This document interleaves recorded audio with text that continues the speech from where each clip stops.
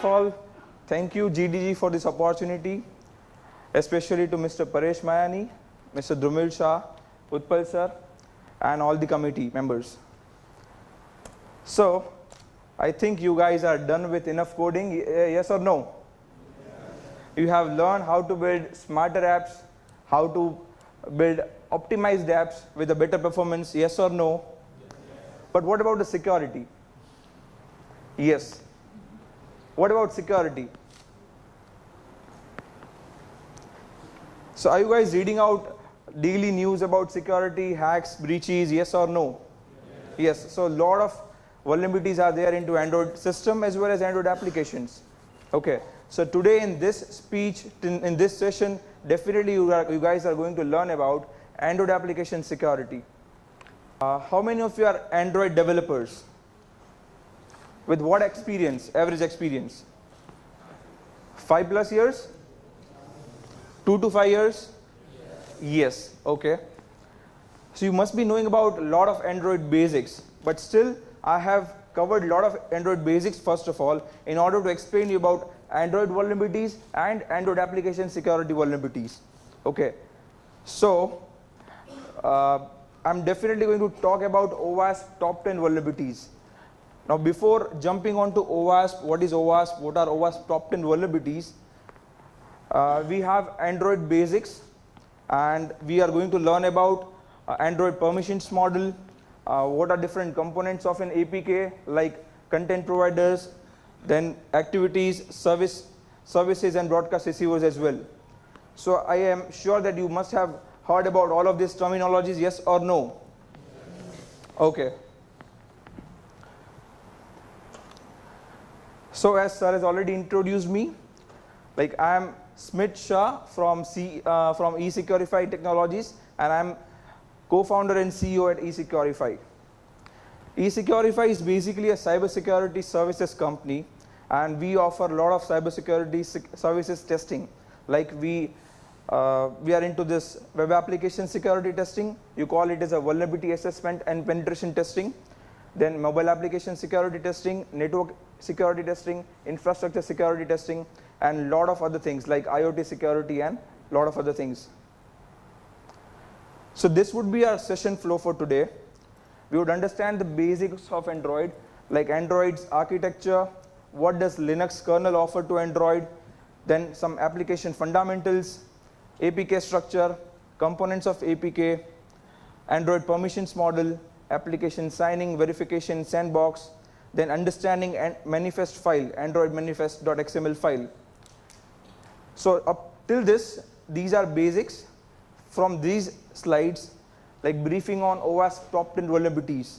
So I'll make you understand what is OWASP, what are OWASP top 10 vulnerabilities. Then we'll set up Android pen testing environment, like what tools you would require in order to test the security of Android applications. We'll have a demonstration on dummy application and how to mitigate all the vulnerabilities that we are going to see today. So first of all, you must be familiar with this architecture, yes or no? Yes. This is a basic Android architecture wherein it shows you that Linux is the base of Android operating system. Okay, so Android is having an advantage of Linux kernel. Okay, so a lot of Linux features are already being embedded into Android, yes or no? Like display drivers, camera drivers, and other drivers. On the top of it, there is a hardware abstraction layer. So there are different hardware devices. Again, on the top of it, there are libraries that connect to a hardware and software. Then there is Android runtime, like for Dalvik virtual machine, core libraries. So in Dalvik virtual machine, what compilation it works? Sorry? AOT, ahead of time compilation. Have you heard about AOT, just-in-time compilation? Yes or no? Okay. So previously, DVM was using JIT, just-in-time compilation, but now in the updated DVM, it uses AOT, that is ahead of time compilation. So whenever an application gets installed, it is already compiled so that it takes lesser amount of time when you are actually launching an app. Okay, that's ahead of time compilation. Then we have application framework, wherein Android has customizedly built different managers like activity managers, window managers, content providers, package managers, telephony managers, and a lot of other things. Because telephony managers, notification managers are not there in Linux kernel. If you understand Linux kernel, these managers are not there already in a Linux kernel. So Android has to build on the top of Linux kernel. So these are customized modules that Android has built to run on a mobile device. Then we have a lot of different applications that we use in our day-to-day life, like browser, camera, then alarm, calculator, and all. Okay, so this is what a basic Android architecture is. So from Linux kernel, what does actually Android seeks, or what Linux kernel offers to Android? A user-based permission model. Now Linux is a multi-user operating system. Yes, we can create different users. Similarly, in Android, after version 5, that is Lollipop, we can create different profiles, yes or no, wherein we can, like, if I want to share my mobile phone with anyone, I can change the profile, yes or no, so that person cannot see any of my data, yes. So that's a basically role of user-based permission model. Process isolation, secure IPC, that is secure inter-process communication for between different processes, and Linux has already given a feature called as a removing of unnecessary potential parts from the kernel. So Linux has a lot of features, and Android does not want all the features. So Android can remove a lot of unwanted features from Linux kernel.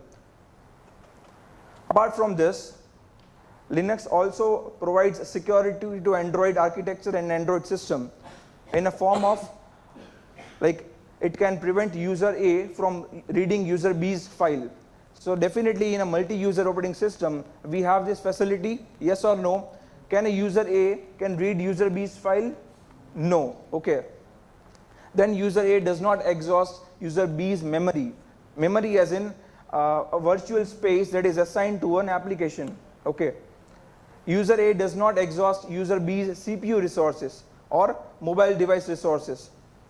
So these are different Linux kernel features that is being offered to Android.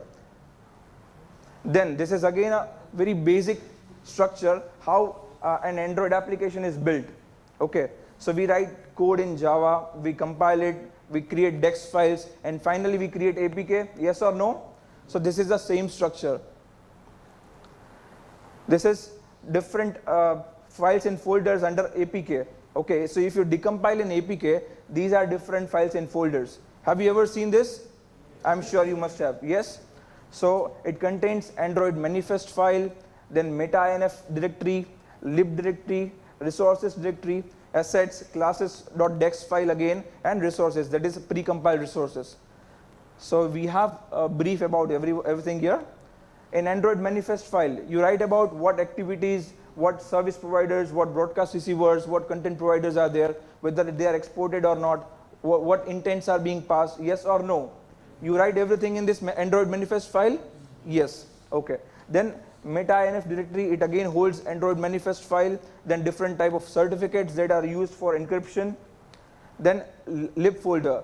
So this lib folder is basically a compiled code for different architecture. Now each and every mobile device has different architecture. Some must be using ARM architecture, some must be using x86. Okay, so these are different architecture. Okay, so for all of these architecture, your application should run. Definitely yes.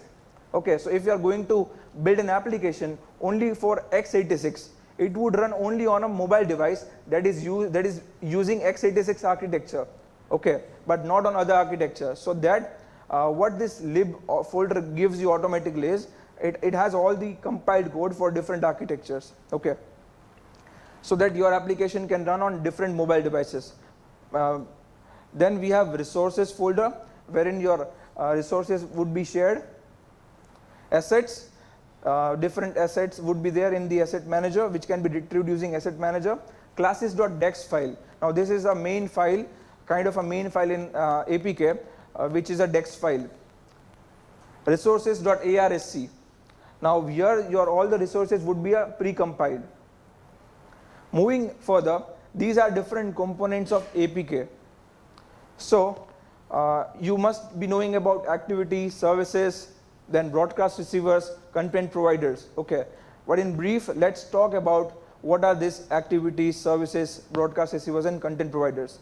So activity is basically a screen, different user interfaces in your mobile application, yes or no? Okay, so activity is basically a screen, or you can say user interface of each and every app component that you develop. Okay, so if you have a home page, it's a home screen, that's a home activity. Then if you have a registration page or a registration activity, it's a registration, it's for registration. Then for login. So similarly, you have different pages. We have a lot of web pages in web application, yes or no? Yes, okay. So when we are on a home page, if we click on a login page, a login page automatically gets open, yes or no? But in case of mobile, okay, there are different activities which is being called one after another. So if you are in a home page and you are looking for login or registration, you can open up that activity, and these are actually called as an activity. Services. So in our machine, in a computer machine as well, we have a lot of services being running. In Android, in case of Android, we have, let's take an example of a music player. Okay, so if you are listening at a music, okay, let's say you are listening to some fantastic song, okay, and you want to do some Paytm to friend, okay, then would that music would be stopped? Yes or no? No, it would run continuously in background. So it's similarly to service that we have in our Windows system as well, in our Mac OS, in our Linux machine as well. Okay, so we have services that runs in background. So you must have some feature like music. Then you could have some calculation feature. Okay, so that runs in a background. Then we have broadcast receivers. So there are two types of broadcast receivers. One could be from an Android, like if Android system wants to broadcast some message to all the application which is installed in my mobile device. Okay, like your battery is low. So each and every application would receive that broadcast message from Android system. That's what a broadcast receiver is. Okay, and even programmatically, developer can create broadcast receivers, yes or no? Okay, so if one application wants to share some message with another application, like my battery is low, like or I have downloaded some application, some files, some PDF files. So all of the other applications that are installed in your machine, in your Android system, and if they are capable of opening up a PDF file, they would be notified that there is a new file, new PDF file, which is downloaded in Android machine, so that I can open it up. Okay, so these are different kind of broadcast receivers. Then we have content providers. Now, if a developer wants to programmatically convey some message or transfer some data from one application to another application, they use content providers. Okay, so do you use content providers? Yes or no? In case of native apps, yes. In case of hybrid, or let's say when you are using APIs, there is a different structure. Okay, when you are using APIs, there is definitely a different structure. You must not be sharing your data with another application. But when you have same applications, or let's say we have a lot of Google applications like YouTube, we have Google Maps, and other lot of Google applications in our device. Okay, so do you think all of these Google applications are communicating with one another in background? Yes or no? They might be sharing some of your Google Maps longitude, latitude. Yes, they might be sharing what you are looking at YouTube. So when internally two applications wants to transfer some data, it is through a content provider. Now, if you want to activate broadcast receiver, services, and activity, you would have to use intents. Okay. Now, intents are like messages that is being passed to an application, that I want to open this activity. Okay, that I want to open this services. So these intents are of two types again: implicit intent and explicit intent. Yes or no? Yes. Now, what is implicit intent? Anyone? Yes, yes, please. What's your good name? Sure. Yes.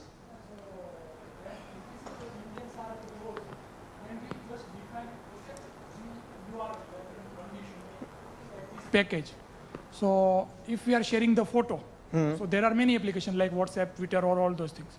So if we want to share at that time we pass the particular view, pass the view action. Okay. So based on action, it selects the intent. Intent will be selected based on the actions. Okay. But in explicit, we pass the exact class name with package name, All the right. whole path. All right. In order to explain you with more clarity, do you understand assembly language like call and jump instruction? Yes or no? Okay. So when we use call instruction, okay, it calls a particular piece of code to my application. Yes or no? And when we use jump, okay, I actually programmatically jump onto the line of code where I want to jump. Yes or no? Okay. So explicit intent is like call. Okay. So explicit intent works like a call instruction. It actually looks for a code and it embeds into the same application. Okay. And implicit intent, it actually opens a third-party app. Okay. So if I want to programmatically open Google Maps from my application, it would redirect from my application to Google Maps. Okay. So some kind of features that you want being a developer may be fulfilled by implicit intent. Okay. And some kind of feature that you want can be fulfilled by explicit intent. Okay. But implicit intents are insecure. Okay. If you are using implicit intents, these implicit intents are insecure. But if you have security feature with implicit intent, then it's definitely a secure. There are a lot of security settings that you have to look upon that we are going to look in few other slides. Then we have Android application security features. So all of you must be knowing about different permissions. These are protected APIs. Okay, when Android, when you are coding any application and you want a camera to be open, you want some location data, you want some Bluetooth functionality, you use these protected APIs. Yes or no? Okay. Now looking at this screenshot, okay, this is a screenshot of Subway Surfer game. Okay, a lot old game. Now looking at these permissions, can you see all these permissions? Yes or no? Okay. So this Subway Surfer is actually asking for my identity, like what all accounts I have in my mobile phone. Okay. What all device and app history I have. Okay. Now do you think this is a legitimate permission that and Subway Surfer is looking for? Yes or no? No. Okay. So looking at the app permissions, you can define whether the application is a malware or not. Are you understanding? A lot of Android malwares are being spread, okay, in a daily life. So looking at the app permissions that application is asking for, you can determine whether the application is malware or not. If a legitimate app, okay, is asking for some of the information that is not defined for a legitimate app, okay, then you can consider it as a malware. Okay. Then we have application signing. You must be knowing that when you deploy an app, okay, it should be signed by an author. Yes? Okay. So you have to sign using a certificate. You can use your self-signed certificate as well. Application verification. So in order to verify app, Android gives, in order to verify apps, whether the application is harmful to my system or not, okay, Android gives a feature called as verify apps in developers mode. Have you ever seen developers mode? Yes? Okay. Android Sandbox. Now, who would explain me about Android Sandbox? Yes? Anyone? Do you know the concept of routing? Android routing, yes or no? iPhone jailbreaking. Now what is this concept?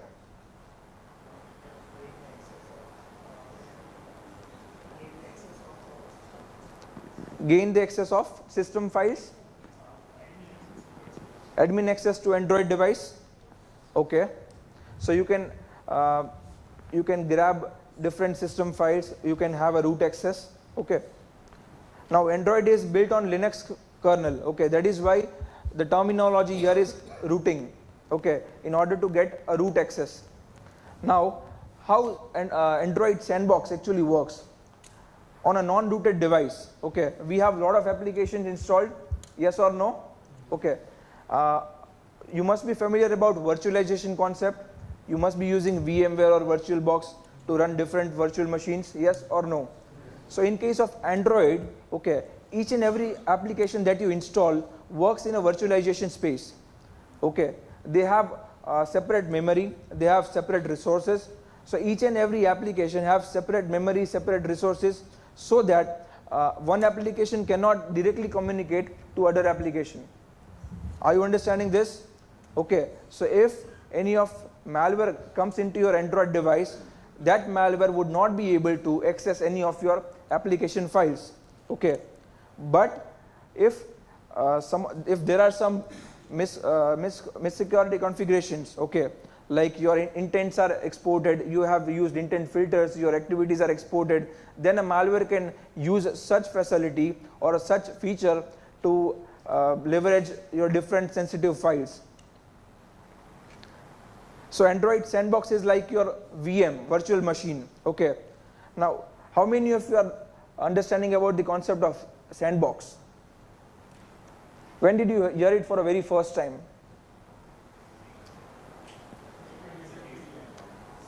Testing account. You must be aware about antiviruses softwares, okay, and there are different facilities like quarantine. In Avast there is a facility of move to chest, yes or no? Have you ever heard this word, quarantine, move to chest? Okay, so when you do quarantine in Quick Heal, in Kaspersky, what does it actually do?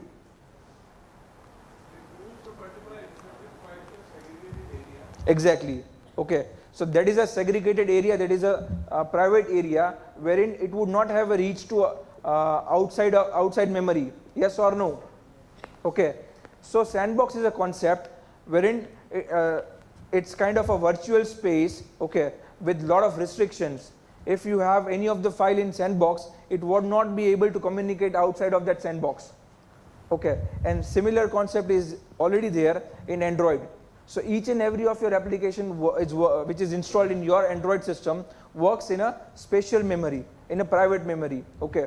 So that's what a concept of Android Sandbox is. Moving faster, we'll understand about Android manifest.xml file. Yes, so this is a sample Android manifest XML file. Activities are sensitive, you should not mark it as true, okay. You should not mark this, it as exported is equal to true. So this is a sample application. Now view check-in is an activity. Then we have another activity called as view profile, okay. It is also exported. Then we have another activity called as social API authentication, which is exported. This is for Facebook or Twitter, LinkedIn, okay, whatever social profiles application is using for. Then we have service, okay. Now this service is again exported. Why? We have not marked it as exported, can you see? But we are using intent filters, okay. So if you are using intent filter, okay, like this, it will mark this service as an exported by default, okay. So make sure you do not use intent filter as a protection mechanism, because it is not at all a protection mechanism. It will mark your activities, services or broadcast receivers as exported, so that a third party application can actually fetch those activities or services or broadcast receivers. Now this is a broadcast receiver which is again exported due to intent filter. These are different Android permissions. So from security perspective, we just had a walkthrough of Android manifest.xml file, and we had looked that what actually developers should practice, okay. So you should not practice to use implicit intents, okay, and you should not practice to use exported is equal to true for any of your activities, services, or broadcast receivers. If those activities are not sensitive, okay, then it's fine if you are using it as a exported is equal to true. Jumping on to OWASP top 10 vulnerabilities. So first of all, what is OWASP? Okay, so OWASP stands for Open Web Application Security Project. Okay, it started in 2007, and in 2014 they released a new vertical called as OWASP Mobile Security Project, wherein they have a top 10 threats, or you can say vulnerabilities, in case of Android and iOS mobile applications. So these are top 10 vulnerabilities that OWASP has identified, and these threats are usually being found out by security researchers in day-to-day life. Okay, so is it visible? Shall I zoom it?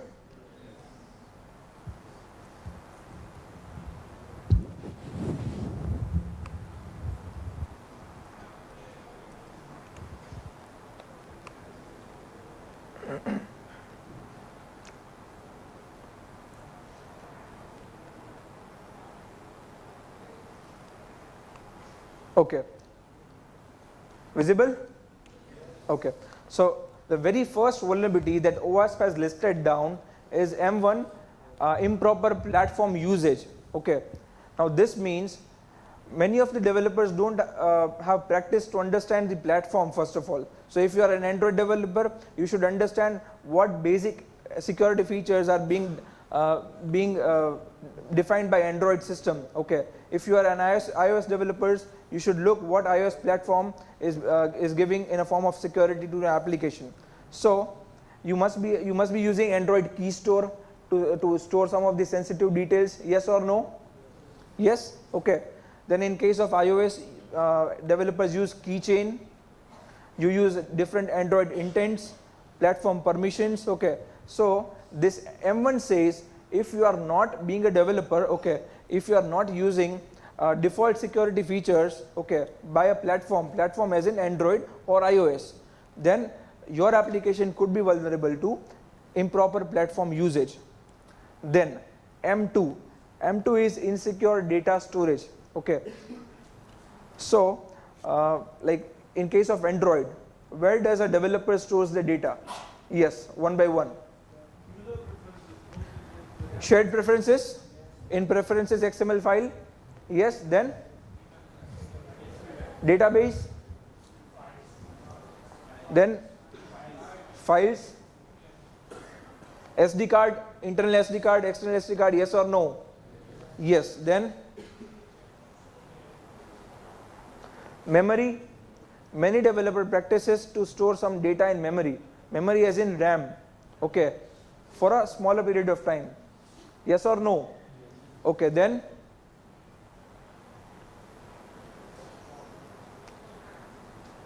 done? Okay, so now today we are going to look how a hacker or how a security researcher can actually find out different loopholes related to insecure data storage. Now, being a developer, if you are storing some of your sensitive data, okay, in file, in shared preferences, then in database, okay, you need to understand what are the consequences of the same. Okay, insecure communication. Then in case of insecure communication, it's about SSL. On a web application, do we use HTTPS? Yes or no? Similarly, in case of mobile application, we need to take care about that. If you are using some API, it should be on HTTPS. Okay, so that's a part of transport layer security. Then insecure authentication. So whatever authentication mechanism you are using as a developer, okay, it should be secured. Okay, there should not be any lack of input validation that compromises authentication. Okay, now many of you have heard about SQL injection. Yes or no? Okay, so if you have lack of input validation using SQL injection, a hacker or a security researcher can actually compromise on authentication. Okay, so we'll look into this practically today. M5, insufficient cryptography. Now wherever cryptography should be there, okay, if it's not a sufficient cryptography, like many developers practices to use base 64 to encrypt the data. Now developers need to understand base 64 is not an encryption technology or an algorithm, it's an encoding algorithm. Yes or no? Now what is the difference between encryption and encoding? Yes, yes please. What's your good name? Okay, please. Want to secure data from when you want to transfer one place to another place data, then we are encrypting for security purpose. And encoding means wrapping the data, like want to compress data or any another platform to another, like we want to compress bitmap into base 64 and want to transfer, then when we can say as a encoding. Okay, so what if I want to encrypt my data, okay, in a same file, I don't want to transfer it, I can encrypt it, yes or no? Yes, okay. So thank you Dhaval. Again, on a more clarity, there is a difference between encryption and encoding, okay. Encryption is to convert your plain text into ciphertext, yes or no? This is the bookish definition that you must have learned, okay. Converting a plain text into ciphertext, okay. So what is encoding? Encoding is basically changing a format, okay, like converting MP3 into MP4 or MP4 into MP3, okay. So these are encoding, file encodings, okay. So audio encodings, video encodings. Similarly, there are some input encodings as well, like base 64. So you can convert bitmap to base 64 and vice versa, okay. So looking at the format, okay, you don't understand it as a encryption, even though base 64 is not human readable, okay. Don't understand it is a encryption mechanism, okay. It is a encoding mechanism so that it can be reversed. Encoding can be reversed, encryption cannot be reversed without a particular key, okay, but encoding can be reversed. So I'll just minimize it. Next to this, we have more vulnerabilities.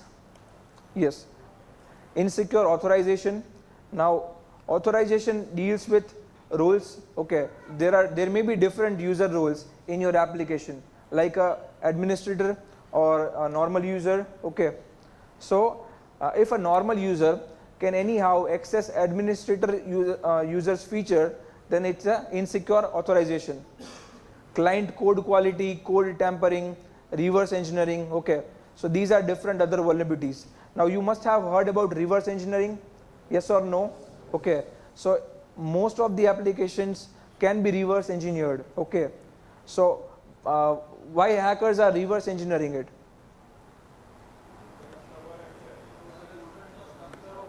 To understand the structure of code, to understand the like what details are there in the code, okay. Many of developers practices to store the data in code, like username, password, API keys, AES key for encryption, okay. So it should not be in the code base directly, okay. Today we'll have a look at the reverse engineering as well, how you can reverse engineering an app, okay, and how you can look at the code. So code tampering is, again, once you reverse the code, you can play around with the code, you can manipulate the code, and you can backdoor the code as well. Now backdooring a code means you can convert a legitimate app into a malware. Let's say if I am a hacker, okay, and I'm using a Subway Surfer game to play around with all of you guys, what I can simply do is I can add my custom code in Subway Surfer and I can ship it to you guys in a form of presentation, okay, or let's say any of the other file. So if you are going to download my presentation, maybe your Android devices could be compromised, okay. I may take some remote session of your Android device. So that is code tampering, playing around with the code or backdooring the code, and this is a newer vulnerability that just came in 2016. It was not earlier in 2014.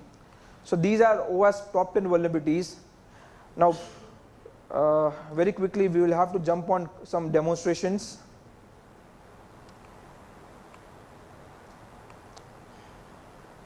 Yes.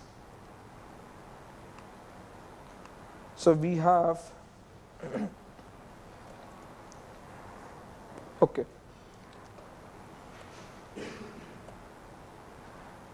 Okay. In order to perform security testing of Android application, okay, there could be two different approaches, that is static analysis and dynamic analysis. Okay. Dynamic analysis is not the case that we are going to discuss here today, okay, due to a short time, but definitely we are going to deal about static analysis. Dynamic analysis is similar to web application. So in order to explain you about dynamic analysis, you should all have understanding of web application security testing. Okay. And in order to understand static analysis, definitely you are Android developers, so you can understand what best practices you should follow in your development. So first of all, in order to test the Android application security, you need some tools. So these are different tools: dex to jar to convert dex files into jar, then JDG UI to open jar file, APK tool to decompile the app, browser to interact with the activities, ADB, that is Android Debugging Bridge, SQLite Manager to look at the database. Then you can get all these tools integrated in below softwares, like AppUse is one of the commercial software, Android Tamer is an operating system, Appy is again a software, and Santoku is again a operating system. So you can have all of these tools integrated in this softwares or operating system. Today we are going to look at Appy. Okay, we are going to look at this Appy software.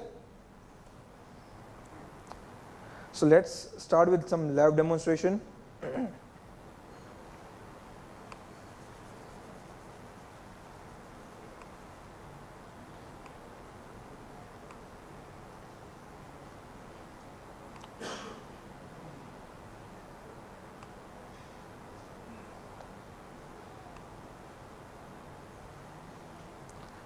Okay, is it visible? So we have a DIVA application over here. DIVA stands for Damn Insecure Vulnerable Application. Okay, it's a dummy application which is actually a deliberately created vulnerable application. Okay, it is for tutorial purpose. So this is a vulnerable application wherein we are going to learn about these different security issues.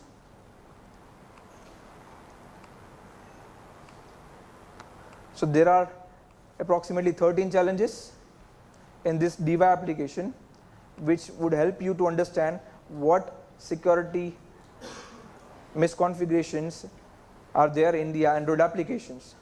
So first of all, there is an insecure logging challenge. Okay, now here is an activity showing that you enter a credit card number and check out. So similar activity you must be having in a different e-commerce wallets, yes or no? You enter your credit card number or debit card number and you press on checkout, yes? So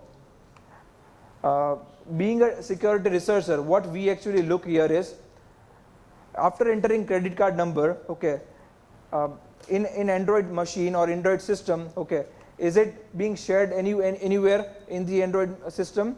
So here we have to check whether this credit card number, whatever I type here, okay, is being shared anywhere in the Android machine. So one of the test cases is logging. Okay, we have to check logs. So over here I am going to check logs, application logs, okay, runtime logs, when I'll hit on checkout. So this is an Appy tool. Is it visible?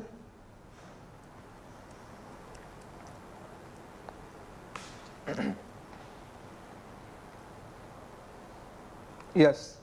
So this is an Appy tool, APPIE, okay, wherein it has all set of different tools that is required to pen test an Android application.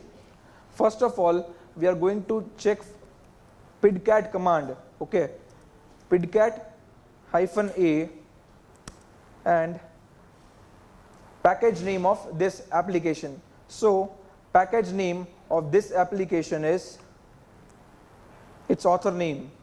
So its author's name is Asim Jakar, and here I'm going to check for different logs related to this application.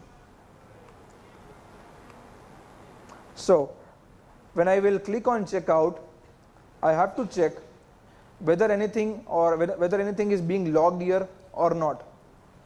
So can you see my credit card number is being logged here? Yes or no? See, the error is error while processing transaction with credit card, and number is displayed over here. Yes or no? Now in case of Android, this log is actually a centralized log. So any of the application can look at logs, yes or no? Yes. Okay. So malware can look at your credit card? Yes? Okay. So this is what developers should not practice. Developers should not use log.i or log.e function in case of sensitive data. Yes or no? Okay, many of the developers do practice for debugging purpose or for some testing purpose, but you need to remove log.i or log.e function on this sensitive data. Whatever sensitive information you are passing on login screen, okay, many a times username and password are being stored in the logs as well. Okay, do go to home and check this. Definitely you will find out one. Okay, so you can use logcat as well. So this is one of the challenge that we just cracked out.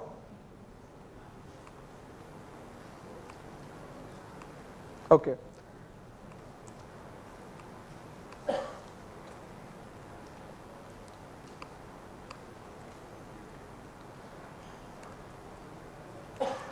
Next is hard coding issue. Now this means there is some vendor access key. Okay, a vendor access key which needs to be entered here is hard coded within the code base. So what we need to do is we need to reverse engineer in the code, yes or no, in order to look at the code. Okay, so how shall I do reverse engineering? So first of all, you need to use dex2jar software to convert your dex files into jar file. Okay, now today this app's dex2jar is not working, so I have some external dex2jar, and this is my application basically, this diva-beta.apk. What I need to do is simply convert this into zip.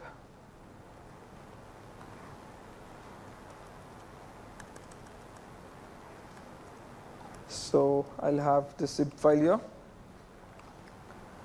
I need to extract this. Don't worry, it's not working by default in app right now. Dex2jar is not working, so I'm using external Dex2jar. But when you have Dex2jar with app or some other tool, there is only a simple command. So I'll just paste this in Dex2jar folder, and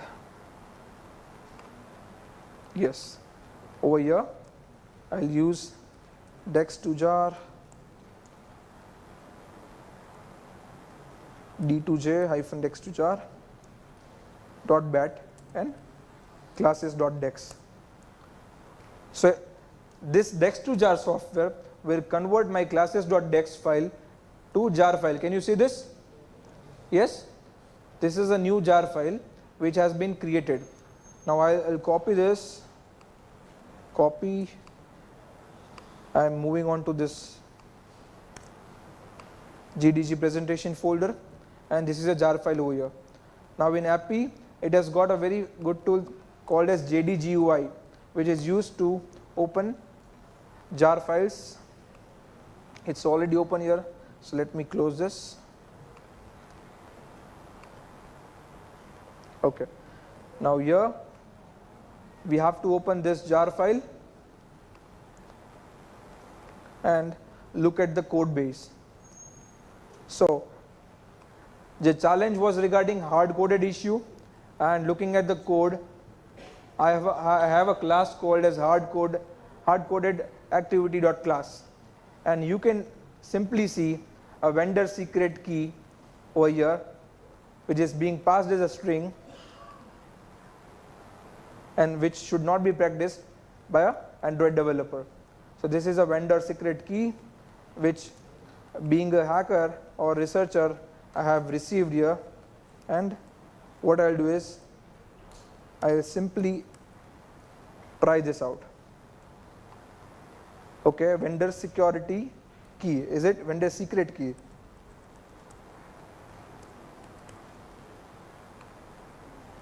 And you can see access granted. Yes.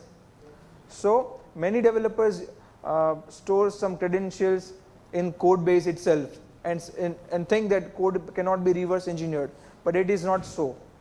So in order to mitigate this issue, developers need to practice about obfuscation of code. Okay, you must have heard about code obfuscation. Yes, code obfuscation is like building a complex code with the help of some tools like ProGuard and DexGuard.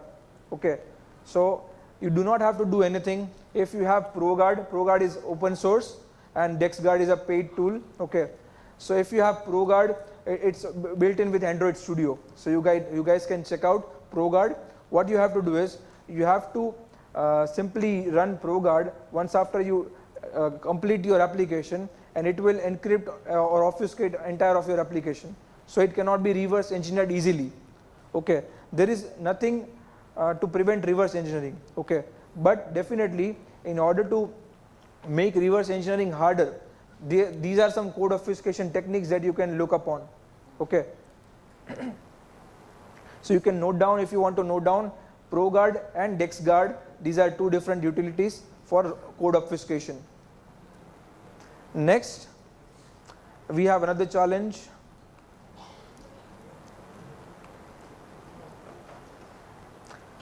Insecure data storage. Okay, so now application is asking me to enter my username and password. Okay, so I'll type GDG user and GDG password, and I'll save it.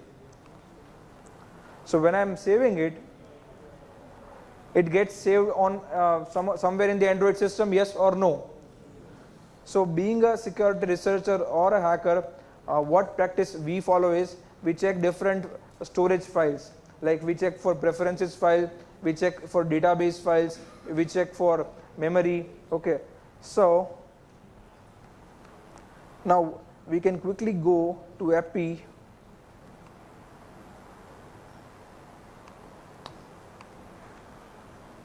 ADB shell. So API is connected with my virtual device, so I can have a ADB shell and cd data/data.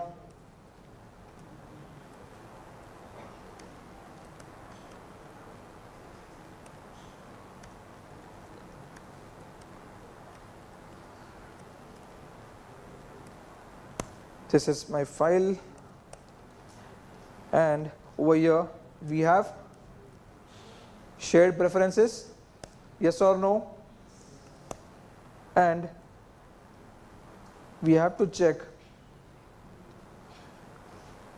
this file.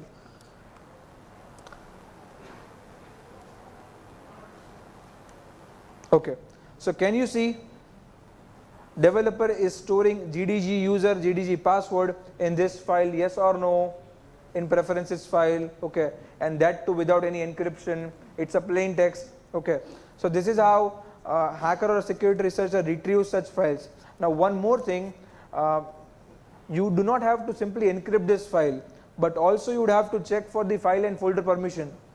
You have to check for the file permission of this XML file. So over here, if I want to check about what file permission is there for this file, I will do simply ls-al, and you can see this XML file is not world readable. Can you see? It's not world readable. So even though my username and password are being passed in plain text in this XML file, okay, third-party application would not be able to retrieve this file because file permission is not world readable. Can you understand this? Yes? Okay. But still, you should not practice to store such secret files or such sensitive data in preferences file without encryption. If you want to pass any of your sensitive credentials, you have to encrypt it compulsorily.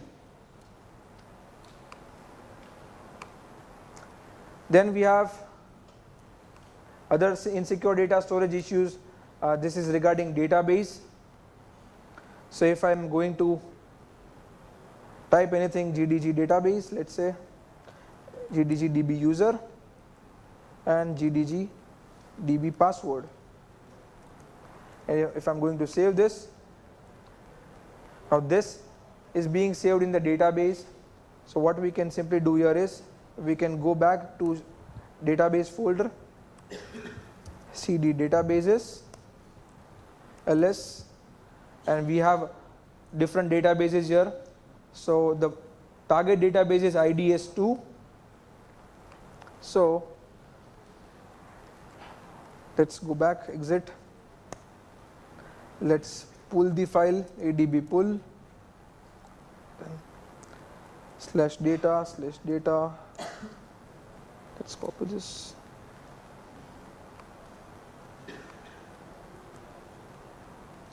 And we want to pull IDS2. So the file has been pulled. Can you see IDS2 here now? Yes? Now this is the database file.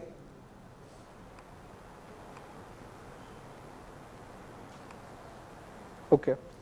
Now this API has got SQLite 3 by default. So SQLite 3 and IDS2. So I would have to identify what tables it have. So it has got two tables, Android metadata and my user. And let's dump my user. So can you see in database GDG DB user and GDG DB password is being stored in clear text. Okay. So developers again should not practice this. Everything that you store in Android device should be encrypted. You can use SQL cipher to encrypt the data, okay, in database. We have got some more challenges. Let's quickly wrap it up. Okay, let me show you access control issues. Okay. Let's take it later. Access control issue, authorization issue, just a second. Yes, input validation issue. So over here, now the objective or the challenge is we have to retrieve all the database users over here. Okay. Now this is an input field. Okay. And the challenge here is try to access all user data without knowing any username. Okay, there are 3 users by default and your task is to output data of all 3 users with a single malicious search. So we have to search something here that returns all the values of a database. So it hints towards SQL injection. Okay, so if I'm going to inject a single quote here, and let me do pitcat again, pitcat -a and jakhar dot asim.diva, and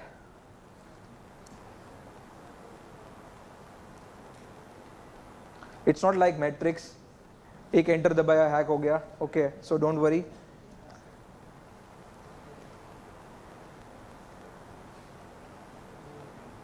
So these are the different stuff that are being logged.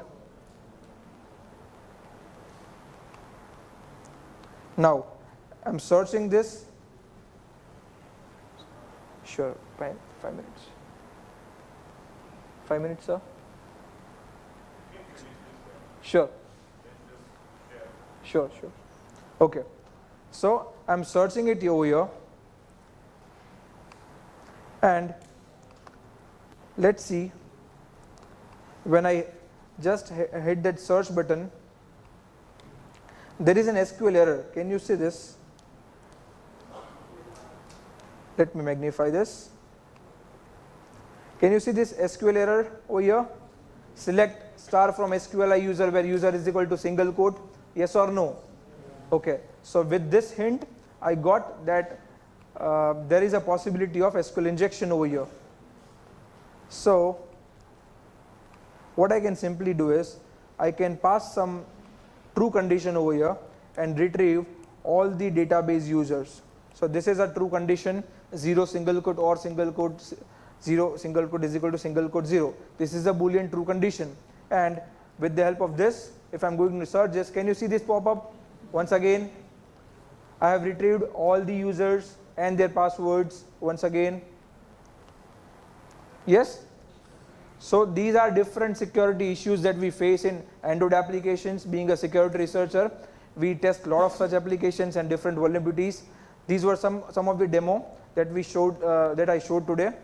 There are a lot many other vulnerabilities in Android applications. Okay, so I hope this session would help you to understand what security features and security issues are there in the Android applications and help you to mitigate it, and being a secure developer, not only a safer developer or a faster developer, but a secure developer as well. Okay. Thank you everyone for hearing me for such a long time. Any questions? Please. We'll just have one question. Yeah. Looking at the time constraint. Please go ahead. Yes.